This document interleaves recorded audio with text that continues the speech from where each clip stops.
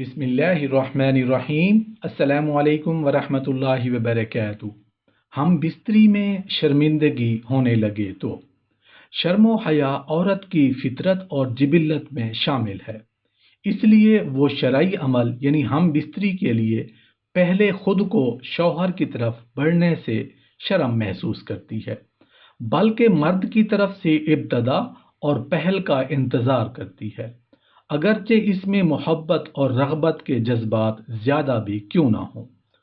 औरत का किरदार भी तमाम मखलूक़ात की फ़ीमेल की तरह ही है कि ये मुअन्नसात यानी बीवियाँ पहल नहीं करती, बल्कि मुज़क्कर यानी शौहर की तरफ से पहल के इंतज़ार में रहती हैं, या अपने आप को पेश कर देती हैं और झगड़ा नहीं करती, और गैर अखलाकी और गैर कानूनी तरीके को बर्दाश्त भी नहीं करती।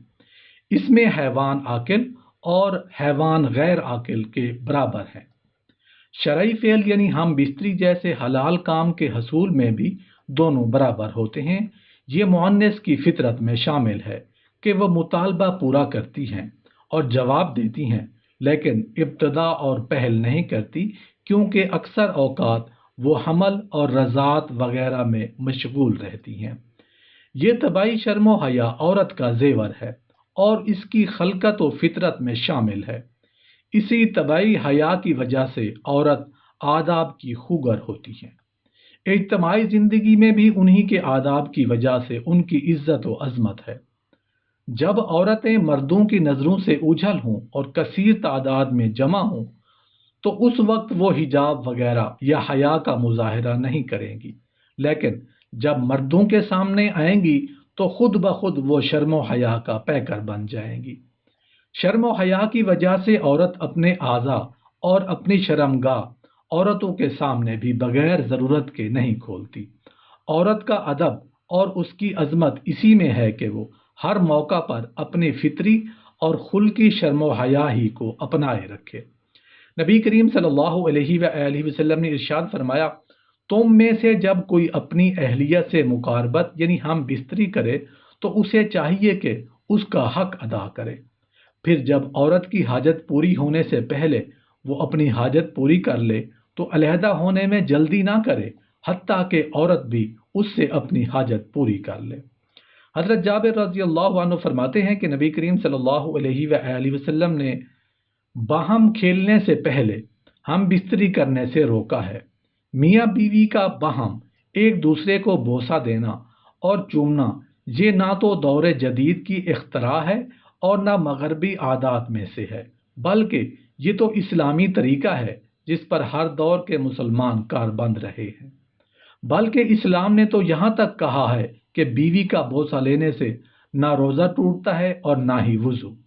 हज़रत आयशा सिद्दीक़ा रज़ी अल्लाह अन्हा फरमाती हैं कि नबी करीम सल्लल्लाहु अलैहि वसल्लम वुज़ू करने के बाद भी मेरा बोसा लिया करते थे, फिर दोबारा वज़ू नहीं करते थे।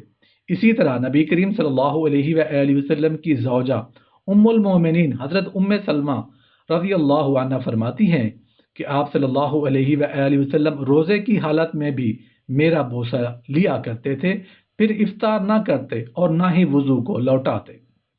हज़रत उमर रज़ी अल्लाह अन्हु फरमाते हैं कि मुझे रग़बत हुई तो मैंने रोज़े की हालत में भी अपनी ज़ौजा का बोसा ले लिया। बस मैंने अर्ज़ की, या रसूल अल्लाह सल्लल्लाहु अलैहि वसल्लम, मैंने आज बहुत बड़ा जुर्म कर लिया है कि मैंने रोज़े की हालत में बोसा ले लिया है। आप सल्लल्लाहु अलैहि वसल्लम ने फरमाया, रोज़े की हालत में अगर तुम पानी के साथ कुली कर लो तो तुम्हारा क्या ख्याल है, क्या रोज़ा टूट जाता है? मैंने कहा, कोई हर्ज नहीं। आप सल्लल्लाहु अलैहि वसल्लम ने फरमाया, तो फिर बोसा लेने में क्या हर्ज है?